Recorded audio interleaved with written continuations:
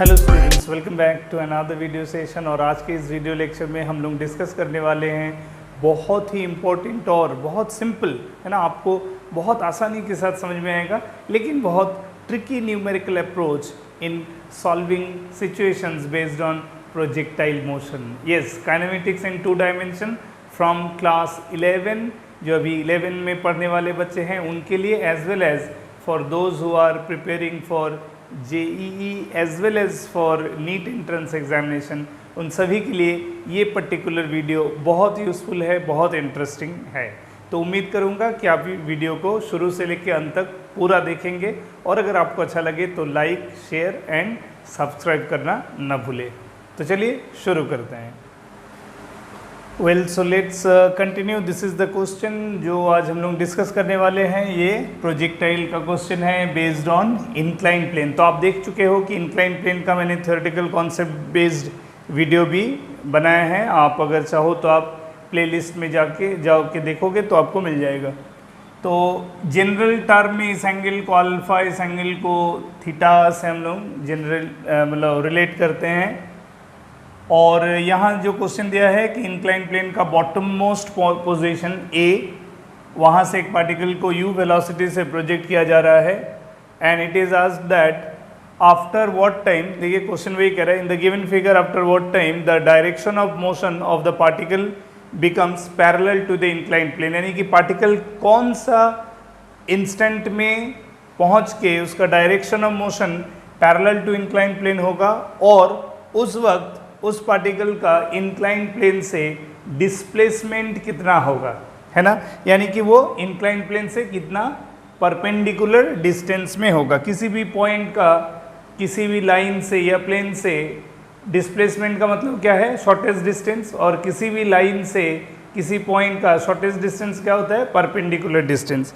यानी कि अगर मैं ये मान लूँ कि पार्टिकल का ये मोशन है, फॉर एग्जाम्पल ये पाथ ऑफ प्रोजेक्टाइल है ऑन दिस इंक्लाइन प्लेन, है ना, तो प्रोबेबली ये वो पॉइंट है, यू कैन सी, जहाँ वेलोसिटी का, पार्टिकल का वेलोसिटी, डायरेक्शन ऑफ मोशन जो है इंक्लाइन प्लेन से पैरेलल है। अगर मैं यहाँ से यहाँ तक का जर्नी को A to D कह रहा हूँ, let this point is B, so B वो पोजीशन है जहाँ पार्टिकल का डायरेक्शन ऑफ मोशन, आप देख सकते हो B वो पोजीशन है ना, जहाँ डायरेक्शन ऑफ मोशन जो है, ये देखो, ये पैरेलल टू इंक्लाइन प्लेन है, ठीक है। तो हमको पूछा है कि कितना समय के बाद पैरेलल टू इंक्लाइन प्लेन के डायरेक्शन में जाएगा। यानी कि इसका मतलब है we need to find out the time taken. हमको क्या निकालना है, time taken to travel from A to B, हमको ये निकालना चाहिए, क्योंकि B पॉइंट में ही वेलोसिटी का direction parallel to incline plane हो रहा है। तो कितना समय के बाद velocity will become, direction of motion will become parallel to the plane। तो डायरेक्शन ऑफ मोशन कौन डिसाइड करता है, इंस्टेंटेनियस वेलोसिटी। तो इसीलिए जिस वक्त इंस्टेंटेनियस वेलोसिटी इंक्लाइन प्लेन से पैरेलल होगा, वही वो रिक्वायर्ड इंस्टेंट है।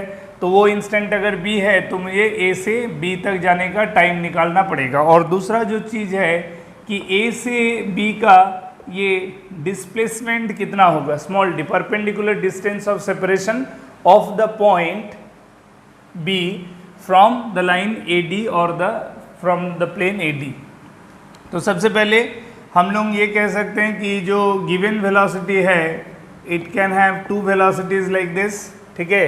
one velocity along the inclined plane, और वो हो जाएगा u cos alpha, और perpendicular one will become u sin alpha।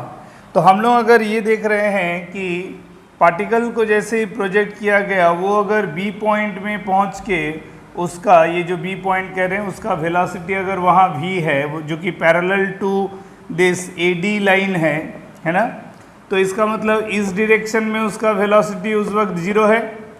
Perpendicular to the incline plane velocity at B must be 0, because at B the velocity is exclusively parallel to the incline plane. तो इसका मतलब है यहाँ जो दो velocity हम लोगों ने देखा था u का, that is u sine theta जो था, sorry sine alpha, u sine alpha, और इधर था u कॉस अल्फ़ा। ये दोनों में से u कॉस अल्फ़ा का कुछ एग्जिस्टेंस v के फॉर्म में दिखेगा, लेकिन यू साइन अल्फा पूरी तरह से जीरो बन जा रहा है। U sine alpha remains perpendicular to A D at initial point and in that direction only, that is perpendicular to AD at B point, that velocity becomes 0.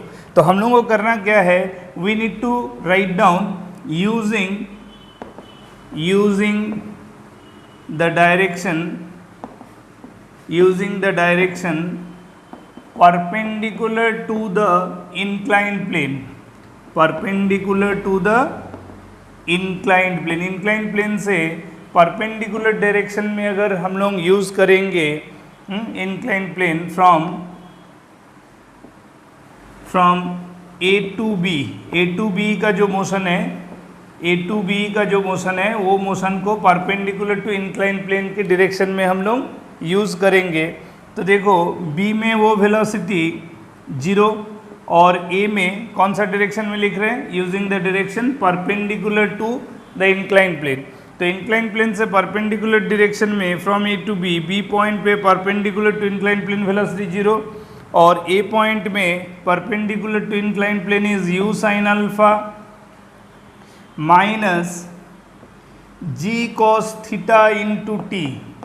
Ji cos theta कैसे हुआ, ध्यान से देखो, ये अगर परपेंडिकुलर डायरेक्शन में g है तो g will have two components like this.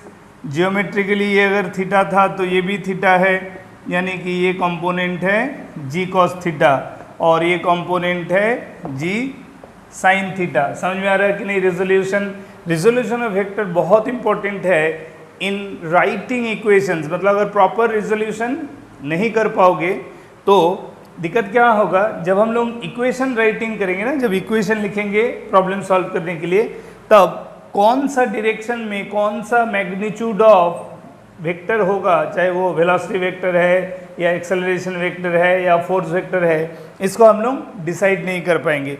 इसीलिए component resolution of a vector is very much important. तो यहाँ क्या हो जाएगा, उसलिए g cos theta is perpendicular to the incline plane, downward है, downward the incline plane, that is towards the incline plane, इसलिए negative, जबकि ये away from the incline plane था, पॉजिटिव लिया था।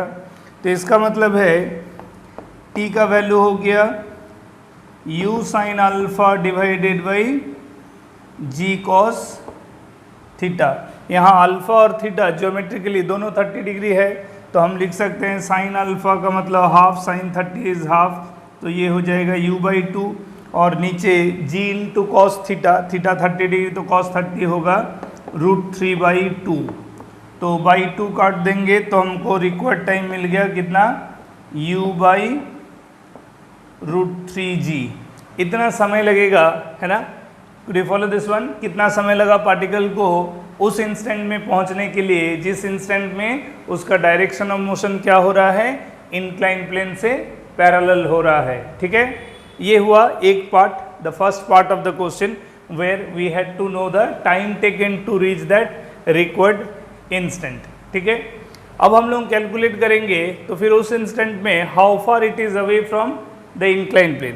तो उसके लिए हम लोग देखो फिर से कैसे सॉल्व कर सकते हैं। फिर से हम लोग वही पाथ को लेंगे जो कि perpendicular to the incline plane है। Again using the direction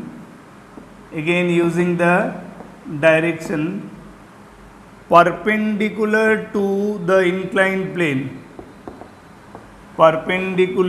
the inclined plane, inclined plane से perpendicular direction में अगर हम लोग यूज़ करेंगे तो for A to B path, ठीक है ना, पाथ ए टू बी है, लेकिन यूज़ कर रहे हैं कौन सा डायरेक्शन में equation, perpendicular to incline plane. तो देखो बी में perpendicular to incline plane velocity इस जगह में 0, इधर का वेलोसिटी 0, तो 0² is equal to u sine alpha whole square minus 2g cos theta into D. कारण है हम लोग डायग्राम से देखे थे, ये अगर g है तो g का रिजॉल्व कंपोनेंट इस डायरेक्शन में होगा g कॉस थीटा। तो that's why taken acceleration perpendicular to the incline plane towards the incline plane है नेगेटिव, तो that's why v² equal to u² minus 2as। कौन सा लाइन में A, perpendicular to A D, S उसी direction में D, तो इसका मतलब है हमारा वैल्यू ऑफ डी हो गया u square sine square alpha divided by 2g cos theta. तो वैल्यू बैठाएंगे u square sine square alpha, alpha we know as 30 degree, तो sine square of 30 means it is 1/4, sine 30 half होता है उसका square है 1/4 divided by 2g cos theta, 2g into cos 30 का value √3/2, तो यहाँ 2 कैंसिल हो गया, तो ये कितना हो गया, ये सॉल्व होके आया कितना बोलो, you square divided by 4√3g। तो इसका मतलब displacement of the particle at the required instant, the instant where the velocity direction becomes parallel to the inclined plane, at that time how far it is away from the inclined plane? No, it is away by this much distance, which is u square by 4√3g। और कितना समय में वो आया था उस position पे, t is equal to u by √3g। तो उम्मीद कर रहा हूँ कि ये डिस्कशन आपको समझ में आया। ये बहुत ही सिंपल डिस्कशन था, स्पेसिफिकली क्लास 11 बच्चों के लिए एक आइडियल प्रॉब्लम है, जो कि projectile motion on incline plane related situation को समझने के लिए ये पर्टिकुलर क्वेश्चन आपको बहुत हेल्प करेगा in order to understand about the direction of motion, the how to relate initial instant velocity with the final instants or any instantaneous velocity in equation of kinematics। Format है 1D kinematics का, use हो रहा है 2D kinematics में। So this is a amalgamation of conceptual link of the 1D kinematic equation in 2D kinematics यानी projectile motion. तो इस तरह से आप अगर बहुत ही स्टेडीली कॉन्सेप्चुअली पढ़ेंगे तो बेसिक कॉन्सेप्ट को समझना बहुत आसान होगा और फिर न्यूमेरिकल सॉल्व करना एकदम आपके फिंगर टिप्स में होगा। उसके लिए आपको एकदम से टेंशन नहीं लेना होगा कि मेरे से न्यूमेरिकल नहीं बनता, ये बात आएगा ही नहीं, प्रोवाइडेड अगर आप थॉरो कॉन्सेप्चुअली और एकदम इलेबोरेट मैकेनिज्म और डिस्कशन एनालिसिस के साथ प्रॉब्लम सॉल्व करते हैं। तो इसी तरह से आपको पढ़ाई करना है for developing your conceptual understanding and to secure your position in IIT JEE as well as NEET entrance examination. तो अगर अच्छा लगा चैनल का इस पर्टिकुलर वीडियो को तो लाइक कीजिए, शेयर कीजिए, सब्सक्राइब कीजिए और दूसरे को भी रिकमेंड कीजिए ताकि वो भी इस चैनल पर आए और इंटरेस्टिंग फिजिक्स वीडियो से अपना प्रिपरेशन को आगे बढ़ा सके। Thank you.